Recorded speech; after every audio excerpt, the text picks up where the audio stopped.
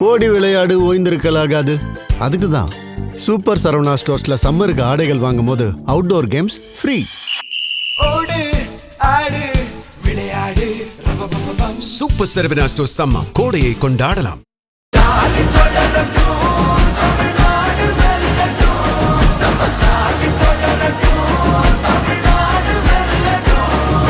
Communist கட்சி பெற்ற வாக்குகள், the communist party of India 19.75%. 2016 Congress எவ்வளவு பெற்றுச்சுன்னு பார்ப்போம். Indian National Congress 12.25%. 2016 பாஜக பெற்ற வாக்கு 10.16%. இப்ப கம்யூனிஸ்டுகளையும் விட காங்கிரஸையும் விட குறைவாக இருந்த பாரதிய ஜனதா, நல்லா புரிந்து கொள்ளுங்க சார். கம்யூனிஸ்டையும் விட, கம்யூனிஸ்ட் எத்தனை சதவீதம்? 19%, மேலே கொஞ்சம். காங்கிரஸ் 12% மேலே, பிஜேபி 10%. ஆனால் 2021 பிஜேபி 31%, கம்யூனிஸ்ட் கட்சி 4%, காங்கிரஸ் கட்சி 2.25% ஆயிடுச்சு.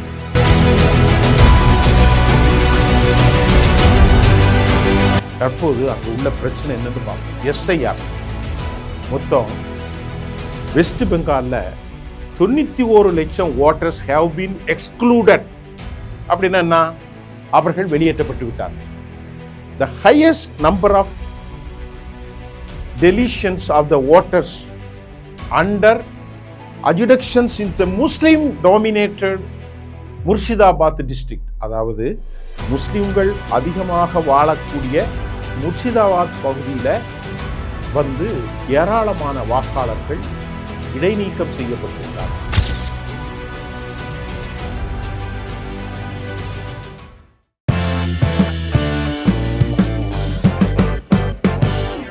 நேயர்களே, இன்னைக்கு நம்ம மேற்கு வங்க மாநிலத்தில் இப்பொழுது 4வது முறையாக வெற்றி பெறப் போவது யார்? டிஎம்சி வந்து பாஜக, திரிணாமுல் காங்கிரஸ் கட்சிக்கும் பாரதிய ஜனதாவுக்கும் வந்து வாக்குகளில் என்ன பிரச்சனை மேற்கு வங்காளத்தில் இருக்குங்கிறத பார்க்க போகிறேன். இப்போ நம்ம வந்து 2016 தேர்தலில் திரிணாமுல் காங்கிரஸ் வந்து எவ்வளோ ஓட்டு பெற்றார்கள், இன்னைக்கு 21 அவர்கள் எவ்வளோ பெற்றிருக்கிறார்கள், பாரதிய ஜனதாவுடைய வளர்ச்சி என்ன, அங்கே வெற்றி பெறுவது யாருக்கு வாய்ப்பு இருக்கிறது என்பதை ஒரு அனலிட்டிக்கலாக நம்ம இப்போ பேச போகிறோம். Trinamool Congress TMC vote share 2016 44.91% இருந்துச்சு. அதுக்கு முன்னாடி 2016 அந்த வாக்கு சதவீதம் 44.91%. 2021 திரிணாமுல் காங்கிரஸுடைய வாக்கு சதவீதம் அது அதிகரித்திருக்கிறது. 47% அது அறிவித்திருக்கிறது. 2016 44.91% திரிணாமுல் காங்கிரஸுடைய வாக்கு 2021 47.94%, கிட்டத்தட்ட 48% மமதா அதிகரிச்சிருக்கிறாங்க. அதே மாதிரி அவங்க 2016 211 இடங்களில் வெற்றி பெற்றார்கள். 2021 மமதா பானர்ஜி 294 சட்டசபை தேர்தல் சட்டமன்றத்துக்கான இடத்துல 213 ஜெயிச்சாங்க. 2016 211 ஜெயிச்சாங்க மமதா பானர்ஜியுடைய திரிணாமுல் காங்கிரஸ். 2021 213 சீட்டு ஜெயிச்சாங்க. அப்போ வந்து பாரதிய ஜனதா எத்தனை ஓட்டு பெற்றதுன்னா, 2016 பாஜக பெற்ற வாக்கு சதவீதம் 10.16%, கிட்டத்தட்ட 10.25% வைத்துக் கொள்ளலாம். ஆனால் 2021 பாரதிய ஜனதா பெற்ற வாக்கு சதவீதம் 38.13%. அடே அப்பா, 10%-லிருந்து 38% பாஜக ஜம்ப் ஆயிட்டுங்க. அந்த அதுக்கப்புறம் இந்த பாஜகவுக்கு யாருடைய வாக்கு வந்திருக்கு அப்படின்னு நம்ம பார்ப்போம். The communist party of India, Marxist Communist, அவங்க 4.72% குறைஞ்சிட்டாங்க 2021. அதே மாதிரி இந்திய தேசிய Congress, Indian National Congress also அவங்க 2.9% குறைஞ்சது. இவங்க 2 பேரும் மார்க்சிஸ்ட் கம்யூனிஸ்டுடைய வாக்கும் காங்கிரஸ் கட்சியுடைய வாக்கும் 10.1% இருந்த பாஜக 38% உயர்ந்து போச்சு. 2016 10.1% தான் இருந்துச்சு. இப்போ இது விஷயத்தை நம்ம இப்போ தொடர்ந்து பார்க்க போகிறோம். 2016ஆம் ஆண்டு மார்க்சிஸ்ட் கம்யூனிஸ்ட் கட்சியும் காங்கிரஸ் கட்சியும் பெற்ற வாக்குகள் அப்படியே பாரதிய ஜனதாவுக்கு இடமாற்றம் ஏன்?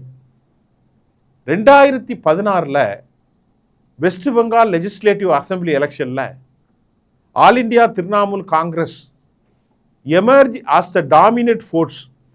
எப்படின்னா த ஓட் ஷேர் ஆஃப் 44.91%. அது 291 அவர்கள் 211 சீட்டு பெற்றார்கள். 2016 கம்யூனிஸ்ட் கட்சி பெற்ற வாக்குகள் எவ்வளோ அப்படின்னு பார்ப்போம்.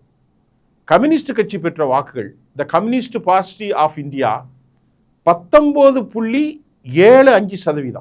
2016 2016 காங்கிரஸ் எவ்வளோ பெற்றுச்சுன்னு பார்ப்போம். Indian National Congress 12.25%. 2016 பாஜக பெற்ற வாக்கு 10.16%. இப்போ கம்யூனிஸ்டுகளையும் விட காங்கிரஸையும் விட குறைவாக இருந்த பாரதிய ஜனதா, நல்லா புரிந்து கொள்ளுங்க சார், கம்யூனிஸ்டையும் விட, கம்யூனிஸ்ட் எத்தனை சதவீதம்? 19%, மேலே கொஞ்சம். காங்கிரஸ் 12%க்கு மேலே, பிஜேபி 10%. ஆனால் 2021 பிஜேபி 31%, கம்யூனிஸ்ட் கட்சி 4%, காங்கிரஸ் கட்சி 2.25% ஆயிற்று. இப்போ 2016ஆம் ஆண்டு இடதுசாரிகளும் காங்கிரஸும் 2021 ஆண்டு முழுமையாக இழந்தார்கள் என்கின்ற கேள்விக்கு பதிலை அவர்கள் தான் தேட வேண்டும். நாம் தேடி ஒன்றும் கொடுக்க முடியாது.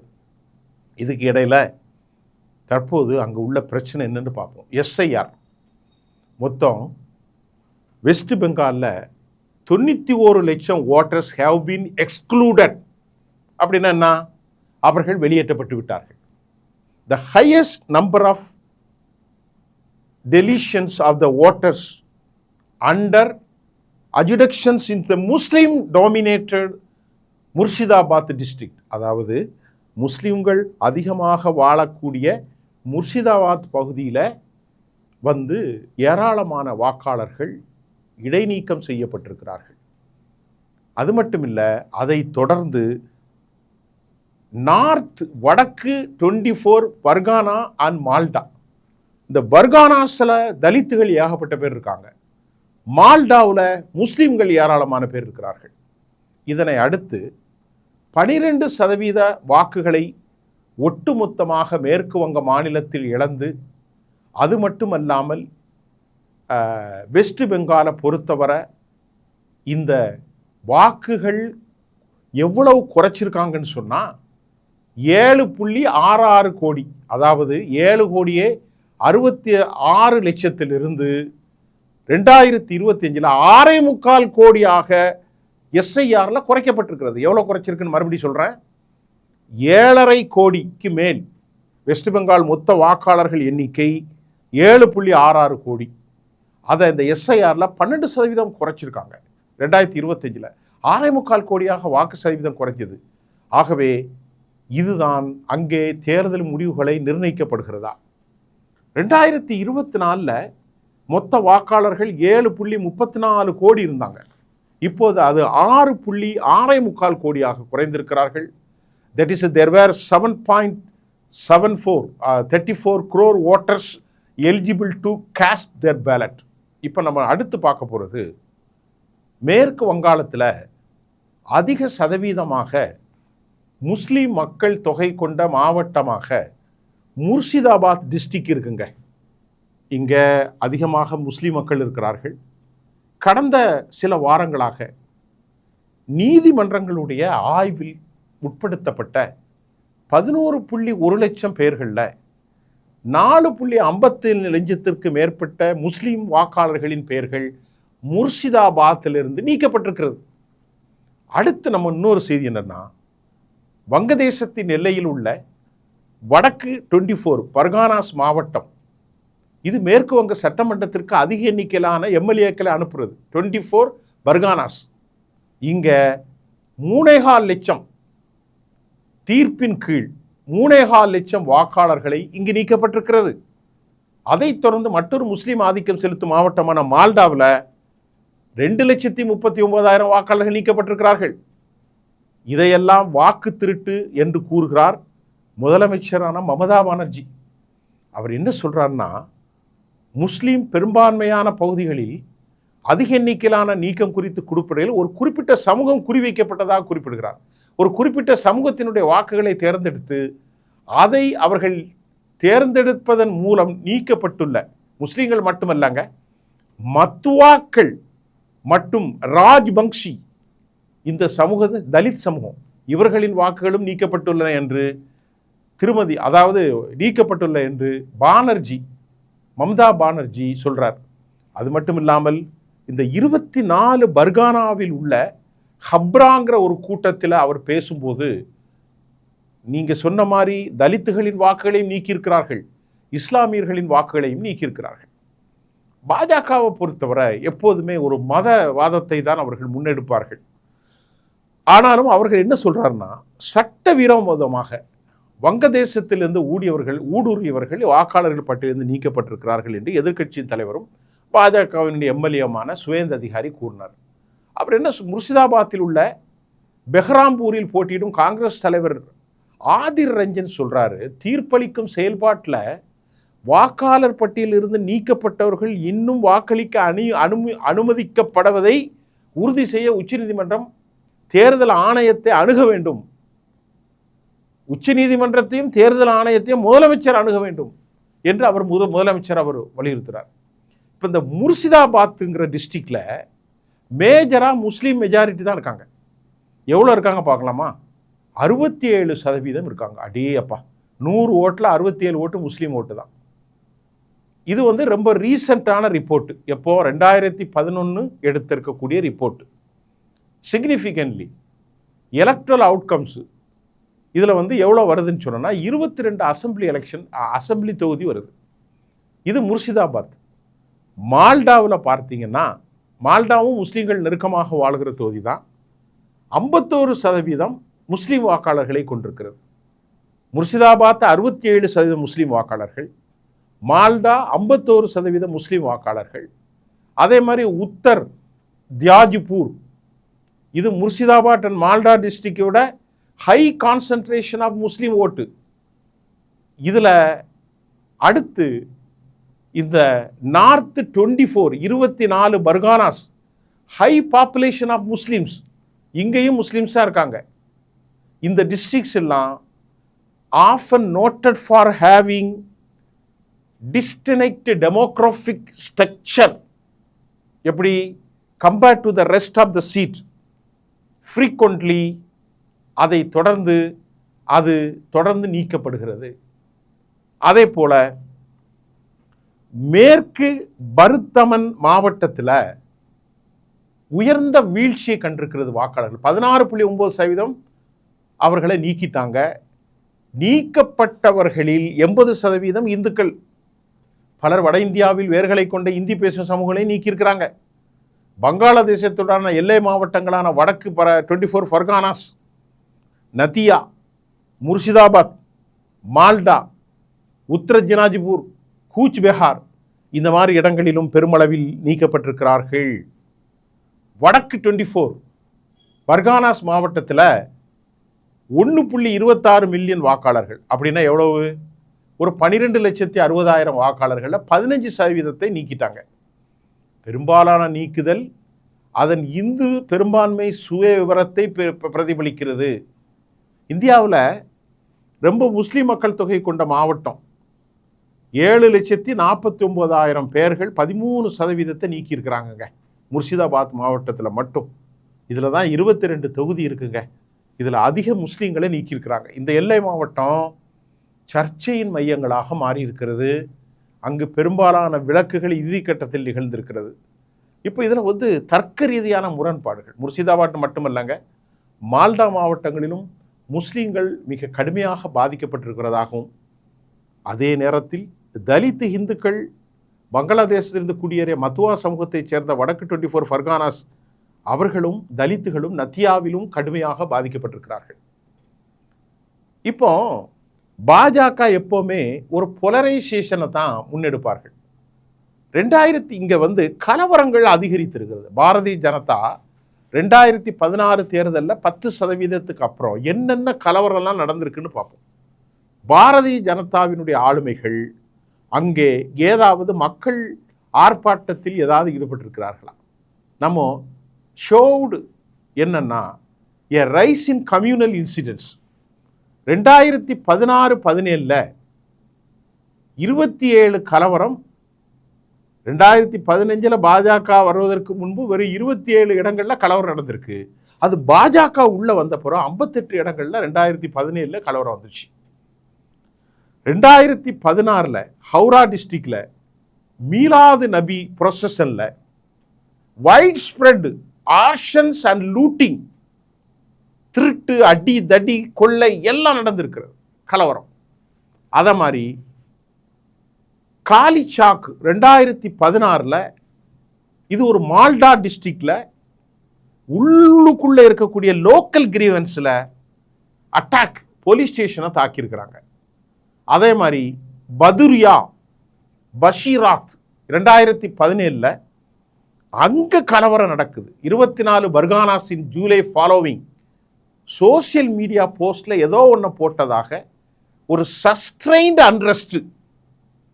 2018 மறுபடியான கலவரம், அது ஒரு கம்யூனல் வயலன்ஸ் தான். இது என்னது? அசோனல் ரஞ்சிங் during the Ram Navami procession, அதாவது ராமநவமி அந்த கூட்டம். 2019-20 anti CAA citizenship amendment protest involving vandalism, பயங்கரமான ஒரு அடிதடி, ப்ராப்பர்ட்டி எரிப்பு, அடிதடி. 2021-22 violence followed by further communal tension தான், அதே மத பதட்டம் தான். 2022 பெருபுவம் வயலன்ஸு, அதுவும் மத பதட்டம் தான். 23-24 ராமநவமி கூட்டத்தில் ஹவுராவில், ரிஷ்ராவில், ஹூக்லி டிஸ்ட்ரிக்டில் stone belting involving stone belting, இந்த மாதிரி விஷயம் தான். வெப்பனைசேஷன், வெப்பன்ஸ் வச்சு அடிக்கிறது, திருட்டு. அதே போல போன வருஷம் 2025-26 முர்ஷிதாபாத் வயலன்ஸில் மேஜரான கிளாஷ் வெடிச்சது, போர். கடந்த ஏப்ரல் 25 முர்ஷிதாபாத்தில் இந்த ப்ரொட்டஸ்டில் Waqf amendment act leading to casualties, பல பேருக்கு அபாயமான கலவரங்கள், காயங்கள், ஃபர்தர் ஸ்பொராடிக் வயலன்ஸ் ரிப்போர்ட்டட் இந்த வருஷம்தான். இந்த மாதிரி பாரதிய ஜனதா அங்கே வருகிற போது ஒரு politicisation, polarisation to be appear. Analyst என்ன சொல்கிறாங்கன்னா, இண்டிகேட் தட் கம்யூனல் டென்ஷன் ஏன் வருது அப்படின்னு சொன்னா, இன்க்ரீசிங் போலரைசேஷன், அதாவது மத கூட்டமைப்பு, அதாவது ஹிந்து போலரைசேஷன். அதை அவங்க நாமெல்லாம் ஹிந்து, வங்கதேசத்திலேருந்து வந்த முஸ்லீம்கள் ஊடுருவியதாக பாரதிய ஜனதாவும் ஹிந்து அமைப்புகளும் தூண்டிவிட்டு அதில் தான் ராமநவமி கிளாஷு. இந்த ராமநவமி கிளாஸில் வந்து ரொம்ப முக்கியமாக ஒரு கடும் கலவரங்கள். இது வந்து மத ஊர்வலத்தில் அங்கே நடக்கிறது. நான் சொல்கிறது 2015 அப்புறமே இன்னைக்கு வரைக்கும் அங்கே கலவரம் தாங்க. அடுத்து நம்ம பார்ப்போம். பெரும்பாலும் சில இடங்களில் பொலிட்டிக்கல் காம்படிஷன்ஸ், எக்ஸ்பர்ட்ஸ் பெரும்பாலும் என்ன சொல்கிறாங்கன்னா, எஸ்கலேட்டிங் கிளாஸ் ஆன் காம்படிஷன், அவர்களுக்குள்ள அரசியல் மோதல்களும் நடக்கிறது. இப்போ Trinamool Congress, TMC, Bharatiya Janata following த 2025 வயலன்ஸுக்கு அப்புறம் டிஸ்பிளேஸ்மெண்ட்ஸ் ஆஃப் த ஃபேமிலி இந்த ஏரியா முர்ஷிதாபாத், ஏராளமான ஹிந்து மக்களும் கூட அங்கிருந்து வெளியேறிட்டார்கள், இஸ்லாமியர்களும் வெளியேறுகிறார்கள். இதெல்லாம் என்ன ஒரு மாநிலம்னு பாருங்க.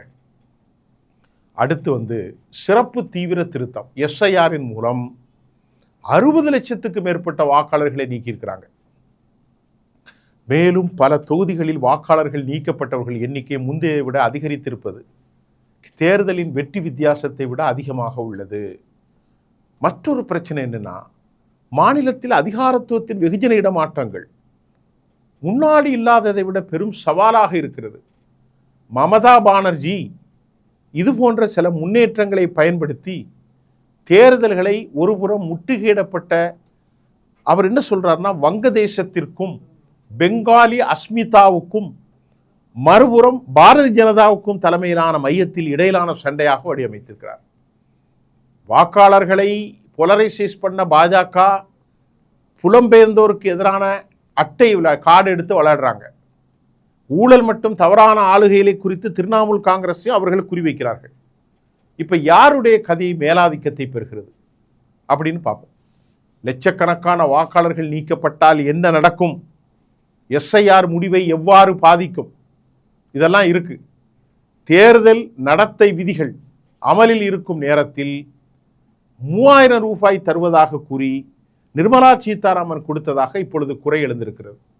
இது பாஜகவுக்கு எதிராக எங்கள் கட்சியினர்கள் அளிக்கும் அனைத்து புகார்களையும் புறக்கணிப்பதை போல் தேர்தல் கமிஷன் நடந்து கொள்கிறது என்று இந்த விஷயத்தை குறித்து மமதா பானர்ஜி கடும் குற்றச்சாட்டை வைத்திருக்கிறார். கிலோ எவ்வளோ நேரம் வந்திருக்கு? இன்னும் கிலோ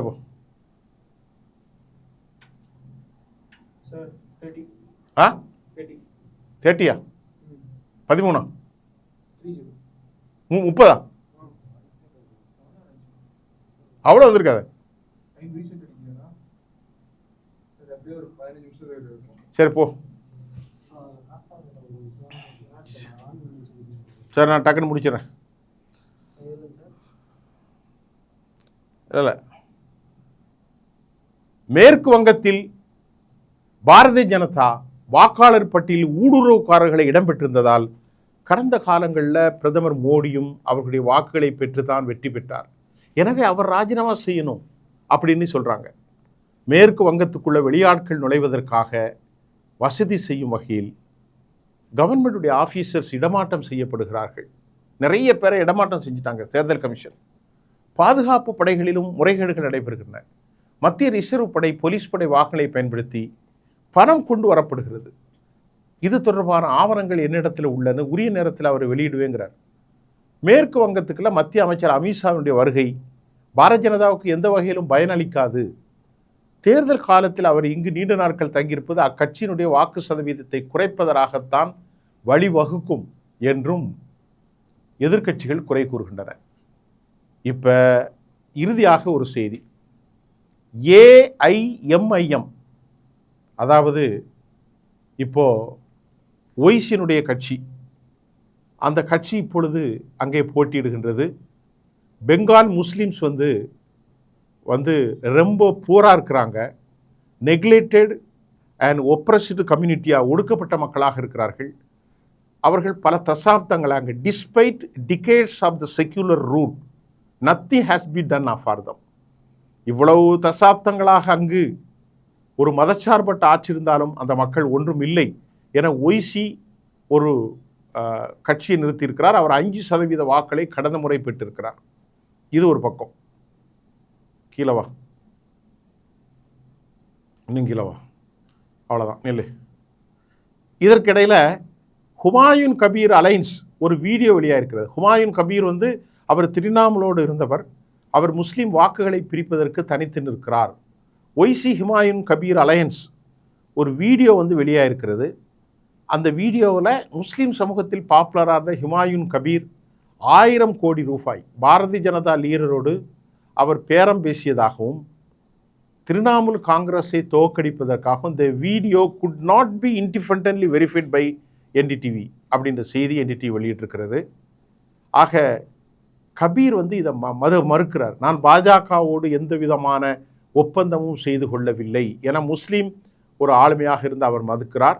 ஆக இப்போ மொத்தத்தில் நாம் இந்த செய்தியினுடைய நிறைவு என்ன தெரியுமா? இதில் கடுமையான போட்டி இருக்குங்க.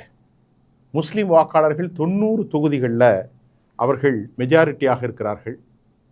ஹிந்து தலித்துடைய மத்துவா கம்யூனிட்டி வாக்களும் வெளியேற்றப்பட்டிருக்கிறது. ஏராளமான வாக்காளர்கள் நீக்கப்பட்டிருக்கிறார்கள். 24 பர்கான்ஸ் மாவட்டம், மால்டா மாவட்டம், அதே மாதிரி முர்ஷிதாபாத் மாவட்டங்களிலிருந்து லட்சக்கணக்கான வாக்காளர்கள் நீக்கப்பட்டிருக்கிறார்கள். பாரதிய ஜனதா வந்த பிறகு போலரைசேஷன், மத பதட்டம் அதிகரித்திருக்கிறது. பாரதிய ஜனதா 2021 நல்ல வாக்கு வாங்கியிருக்கிறாங்க, 38% மேல். ஆனால் தற்போது இஸ்லாமிய வாக்குகள் பிளவுபடுகின்ற போது பாஜக அதிக வாய்ப்புகளை பெறலாம். அப்படி பெற்றாலும் இந்த கடும் போட்டியில் குறைந்த வாக்குகளை இடங்களை பெற்றாவது திரிணாமுல் காங்கிரஸ் இந்த போட்டியில் கொஞ்சம் முன்னணியில் இருக்கிறது அப்படிங்கிறதான் நம்ம பார்க்க முடிகின்றது. கம்யூனிஸ்டுடைய வாக்குகளும் காங்கிரஸுடைய வாக்குகளும் ஏன் பிஜேபிக்கு போச்சுங்கிறது யாருக்குமே புரியல. 2% இருக்கக்கூடிய காங்கிரஸ் கட்சி தனித்து நிற்கிறது. 19% 4% வந்திருக்கக்கூடிய மார்க்சிஸ்ட் கம்யூனிஸ்டும் தனி நிற்கிறது. இது இந்தியா கூட்டணி ஒன்று அலைன்ஸ் இல்லைங்கிறதா அன்னைக்கு நிலைமை. கடும் போட்டியில் மமதா முன்னணியில் இருப்பது அவருக்கு காரணம். முஸ்லீம் வாக்காளர்களை ஹுமாயூன் கபீர் ஒய்சி பிரிப்பாரா, மமதா பானர்ஜி என்ன செய்ய போகிறார், நம்ம பொறுத்திருந்து பார்ப்போம். இதுதான் நமக்கு வெளியாகக்கூடிய வெஸ்ட் பெங்காலுடைய தற்போதைய நிலையாக இருக்கிறது. நன்றி.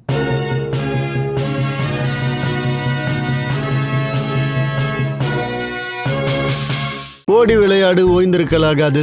அதுக்கு தான் சூப்பர் சரவணா ஸ்டோர்ஸ்ல சம்மருக்கு ஆடைகள் வாங்கும் போது outdoor games free. Super Saravana stores summer கோடையை கொண்டாடலாம்.